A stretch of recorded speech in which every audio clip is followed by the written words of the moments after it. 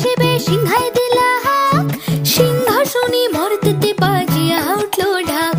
শিবের সঙ্গে কার্তিক গণেশ লক্ষ্মী সরস্বতী, আশ্বিন মাসে হে বাপের বাড়ি আসেন ভগবতী। বলো গৌরী এলো দেখে জানো, গৌরী এলো দেখে জানো, গৌরী এলো দেখে জানো, গৌরী এলো দেখে জানো। ভবের ভবানী আমার ভবন করিল আলো, গৌরী এলো দেখে জানো, গৌরী এলো দেখে জানো।